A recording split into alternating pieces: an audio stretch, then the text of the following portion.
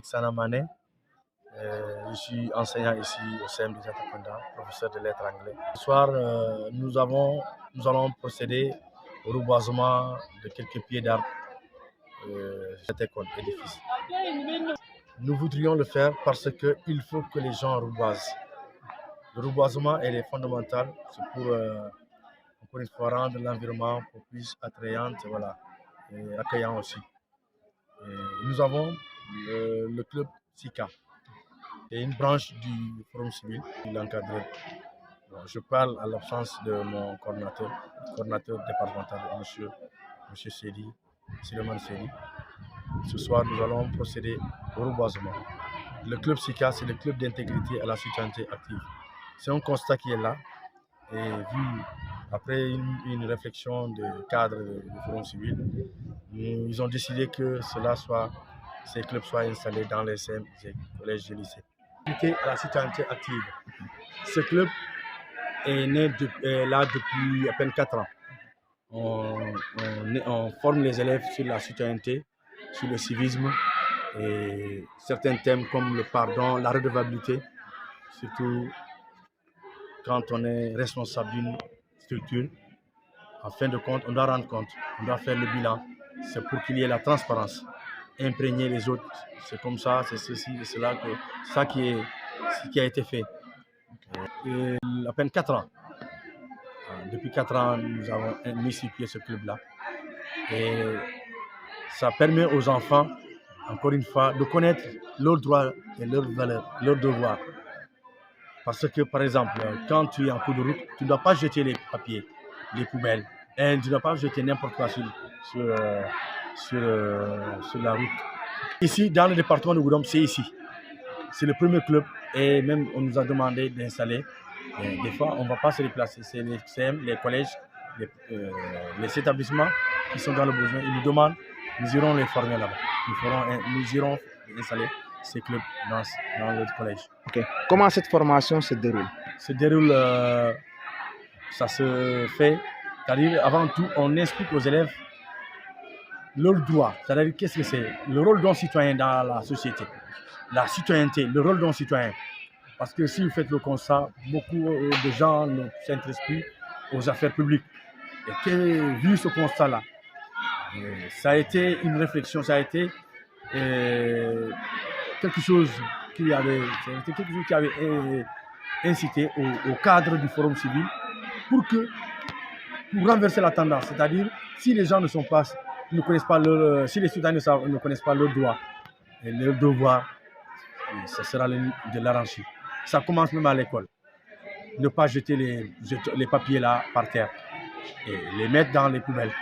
Si nous prenons l'exemple dans les marchés hebdomadaires, on peut même mettre partout, par exemple, des poubelles, les sachets, les plastiques. Ça détruit l'environnement. Et puis, c'est à nous de relever ce défi. C'est à nous de sensibiliser la population pour qu'ils le sachent. Pour qu'ils sachent que ces plastiques-là détruisent. C'est-à-dire ça gâte l'environnement. L'activité de ce soir portera sur le reboisement de ces espèces. Bon, je ne connais pas leur prénom et leur nom. Je ne connais pas leur nom, mais juste, on voudrait les mettre à la devanture du collège. Pour que de loin, les gens puissent voir leur floraison, leur maturité. J'espère bien que ça va rendre l'environnement accueillant. Voilà. C'est l'initiative du collège. C'est l'initiative du collège. On a pris cette initiative nous-mêmes. Mais de toute façon, nous allons, comment dirais-je, toute chose, il faut commencer à la base. Partant de ça, j'en suis sûr que les autres verront que c'est une bonne chose. Pour venir avec les élèves, les membres et les volontaires, ceux qui sont disponibles, nous serons là pour planter ces plantes. Et ces plantes-là, c'est un élève, une élève qui nous a amené ça. C'est une élève. Parce qu'elle a compris. Elle a compris que planter un arbre, c'est un bon acte. C'est un acte citoyen. C'est important. Alors, c'est un message que je lance aux autres collègues qui gèrent, par exemple, le gouvernement scolaire, de faire cela aussi, de prendre cela comme une activité et c'est-à-dire de prendre cet exemple-là pour installer, pour planter ces arbres dans leurs écoles. Parce que des fois, quand on passe dans certaines écoles, il y a peu d'arbres fruitiers. Et nous-mêmes, nous comptons même planter des plantes fruitiers au sein de l'école, dans la cour même. Mais ça fera l'activité des jours à venir. Ce qui nous a poussé à faire ce reboisement, c'est parce que c'est partant d'un constat. Et vu cela, il faut que les gens, et on a constaté ces années passées, la rareté des pluies, et que cela était dû, par exemple, c'est-à-dire l'abattage abusif, les gens coupaient les arbres et ils ne replantaient pas. Ça aussi, on ne peut pas laisser les gens continuer à le faire. On peut les sensibiliser à faire comme nous, c'est-à-dire à reboiser. On peut couper et reboiser, remplacer. Ça, je pense que c'est important. C'est l'acte citoyen que chacun d'entre nous devrait faire. Voilà. Quelles sont vos perspectives?